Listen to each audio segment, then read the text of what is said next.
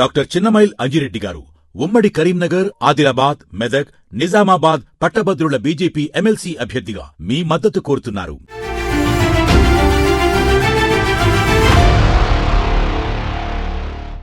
నమస్తే. ప్రస్తుతం నా ముందు తీన్మార్ మల్లన్న నా ముందు కూర్చున్నారు. ఇవాళ మన స్పెషల్ గెస్ట్ ఆయనే. ట్రెండింగ్లో ఉన్న టాపిక్ బీసీ నినాదం ట్రెండింగ్లో ఉంది. బీసీ వాదం చాలా బలంగా నడుస్తున్నది. ఏ ఒక్కరిని కదిలించినా ఈ వాదాన్ని బలంగా వినిపిస్తున్నారు ప్రతి బీసీలు కాని వాళ్ళు కూడా ఏం జరుగుతున్నదో అని గమనిస్తున్నారు. ముఖ్యంగా ఈ కులగణన బీసీ డెడికేటెడ్ కమిషన్ ఇచ్చిన రిపోర్ట్ 42% లోకల్ బాడీస్లో రిజర్వేషన్, ఈ అంశాల మీద చర్చ నడుస్తున్నది. అదే సమయంలో ఈ అన్ని అంశాలకి కేంద్ర బిందువుగా మారిన బీసీ సంఘాలు అండ్ మేధావులు ఇదంతా ఒకవైపు, మల్లన్న బీసీ కులగణన ఆ కాపీని తగలబెట్టిన లైన్ ఇంకొక వైపు. దీని మీద కూడా చాలా బలంగా డిస్కషన్ జరుగుతున్నాయి. ఒకసారి డీటెయిల్గా డిస్కస్ చేద్దాం. మల్లన్నని అడగాల్సిన ప్రశ్నలు చాలా ఉన్నాయి. ఈ ఇంటర్వ్యూ 1 వీక్ ముందే జరగాలి, కొంత ఆలస్యం జరిగింది. ఎనీవే, మన తొలి వెలుగు స్టూడియోకి ఫస్ట్ టైం రావడం జరిగింది. ఫస్ట్ టైం అంటే ఆఫీస్ చేంజ్ చేసిన తర్వాత. నమస్తే అన్న, వెల్కమ్. నమస్తే అన్న. సో ముందుగా మీరు అనుకున్న లక్ష్యం దిశగా ప్రభుత్వం అడుగులు వేస్తుంది అనిపిస్తున్నదా? ఎందుకంటే మీరు కాంగ్రెస్ పార్టీలో ఉన్నారు కాబట్టి అడుగుతున్నా. అడుగులు వేయాలని కోరుకుంటున్నా. మా ప్రభుత్వం ప్రజలకు మరింత చేరువ కావాలని కోరుకుంటున్నా. మా ప్రభుత్వం వస్తే మా బతుకులు మారతాయి అనుకున్నటువంటి ప్రజలకు ఈ ప్రభుత్వం ఒక దిక్సూచిగా ఉండాలనుకుంటున్నా. ఈ ప్రభుత్వం రాహుల్ గాంధీ గారి ఆశయాలు ఏవైతే ఉన్నాయో వాటిని నెరవేర్చే దిశలో ఉండాలని కోరుకుంటున్నా. సో ఆ దిశగా ముందుకు పోవాలి. ఎక్కడైనా పొరపాట్లు జరిగినా సరిదిద్దుకొని మళ్ళీ ముందుకు పోవాల్సినటువంటి అవసరం ఉంది ఈ ప్రభుత్వం. పొరపాటు జరిగింది కులగణన ద్వారా మీరే మీ ఛానల్లోనే ప్రకటించడం జరిగింది. ఆ కాపీని తగలబెట్టారు. కట్ చేస్తే నిన్న ఒక నిర్ణయం తీసుకున్నారు. మళ్ళీ 42%కి చట్టబద్ధత మేము కల్పిస్తాం, కేంద్రానికి పంపిస్తాం. ఎవరైతే కులగణనలో అప్లై చేసుకోలేదో వాళ్ళకి మరింత సమయాన్ని ఇస్తామని నిన్న ఒక స్టేట్మెంట్ వచ్చింది. సో దీన్ని స్వాగతిస్తున్నారా? ఇంకేమైనా డిమాండ్స్ గవర్నమెంట్ ముందు పెడుతున్నారా?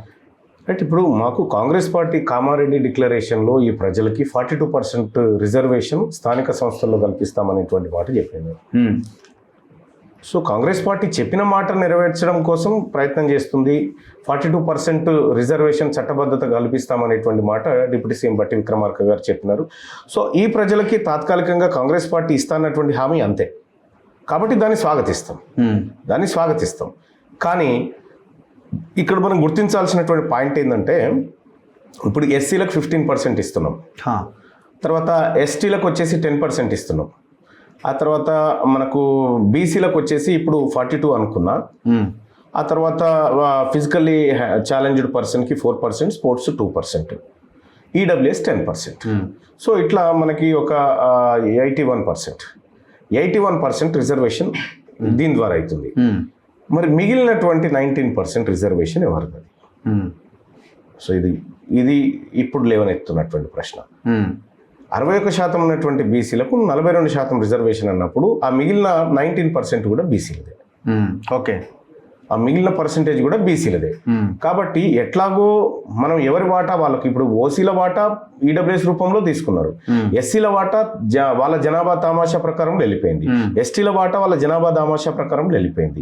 మిగిలినటువంటి బీసీల వాటా సంపూర్ణంగా బీసీలకు దక్కాలనేది అది భవిష్యత్తులో మేము నెరవేర్చుకోవడానికి ప్రయత్నం చేస్తున్నటువంటి ఒక అంశం.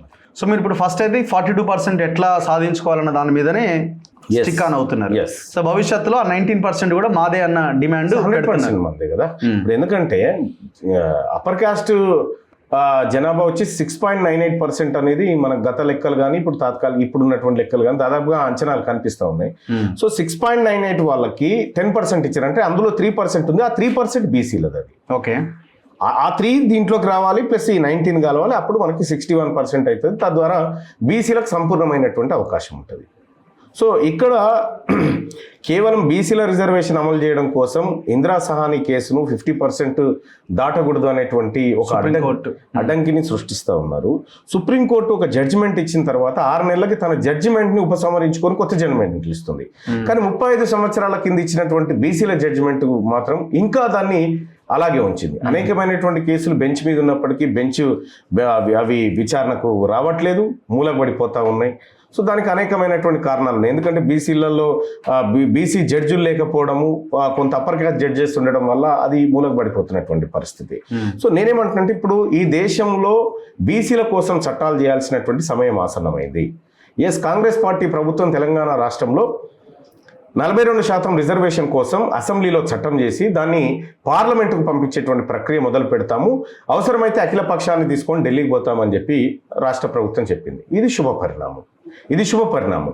మరి భారతీయ జనతా పార్టీ సారథ్యంలో నడుస్తున్నటువంటి కేంద్ర ప్రభుత్వం ఈ 42% రిజర్వేషన్ బీసీలకు ఇవ్వడానికి ఒప్పుకుంటుందా, పార్లమెంట్లో బిల్లు పెడుతుందా అనేది సెకండ్ ఆప్షన్ గా మా ముందు కనిపిస్తుంది.